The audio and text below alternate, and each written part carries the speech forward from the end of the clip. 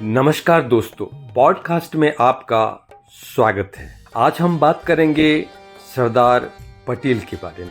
दोस्तों, सरदार वल्लभ भाई पटेल भारत के महान सपूत तथा राष्ट्र नायक थे, जो लौह पुरुष के नाम से विख्यात हैं। वे निर्भीक स्वतंत्रता सेनानी, दूरदर्श राजनेता और अपराजेय कूटनीतिज्ञ थे।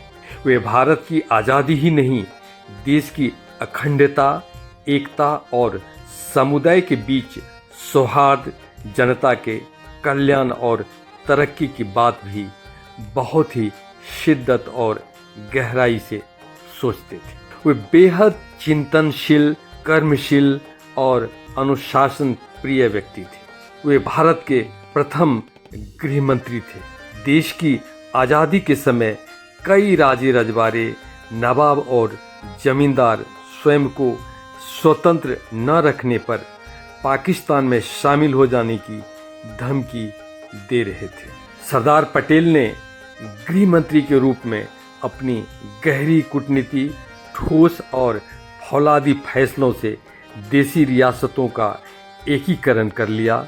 इस तरह देश की बिखरी हुई शक्ति को एकता के सूत्र में बांधकर देश को शक्तिशाली बना दिया। देश के लिए सदा समर्पित रहने वाले इस महापुरुष का जन्म 31 अक्टूबर 1875 को गुजरात के बोरसद तहसील के करमसद गांव में हुआ था। उनके पिता का नाम झवेरभाई पटेल और मां का नाम लारबाई था।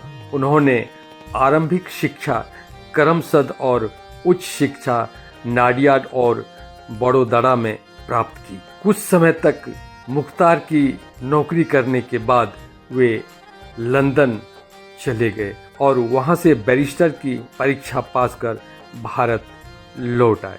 उसके बाद वे स्वतंत्रता संग्राम में कूद पड़े। उन्होंने 1918 में खेड़ा सत्याग्रह में किसानों के लिए संघर्ष किया।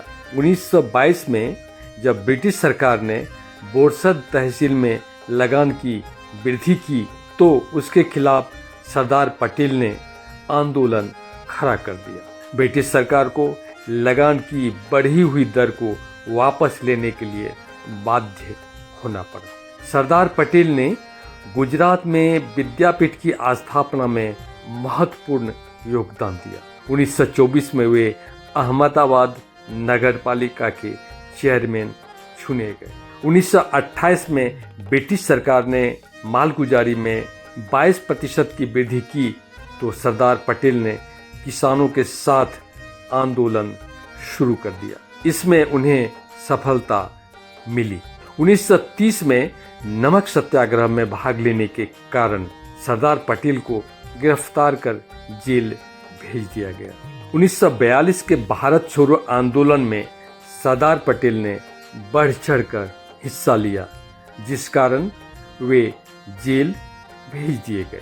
1946 में जब अंतरिम सरकार बनी तो वे भारत के गृह मंत्री बने। इस समय तक वे भारत के बड़े नेता के रूप में उभर चुके थे। देश को आज़ादी मिलने के बाद वे नेहरू के मंत्रिमंडल में गृह मंत्री बने। सरकार में रहकर सरदार पटेल ने जो सबसे महत्वपूर्ण और जटिल मामले को सुलझाया वह था देसी रियासतों का एकीकरण, यानी देसी रियासतों को देश में मिलाना।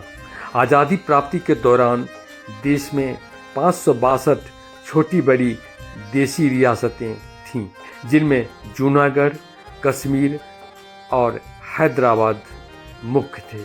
उन सबको एक साथ लाकर भारतीय संघ में शामिल करना बहुत ही जटिल और कठिन काम था। सरदार पटेल ने कठोरता, गहरी कूटनीति और सूझबूझ से सभी रियासतों को भारत में शामिल कर लिया। यह उनकी बहुत और महती सफलता थी। इस महान कार्य के लिए उन्हें लौह पुरुष यानी आयरन मैन कहा गया। वे भारत के इतिहास में अमर हो गए। 15 दिसंबर 1950 को उनका देहावसान हो गया। 1991 में उन्हें भारत रत्न पुरस्कार से सम्मानित किया गया। इस तरह देश की आज़ादी की लड़ाई और देश की अखंडता के लिए उन्होंने जो भूमिका निभाई उसे कभी भुलाया नहीं जा सकता। Thank you.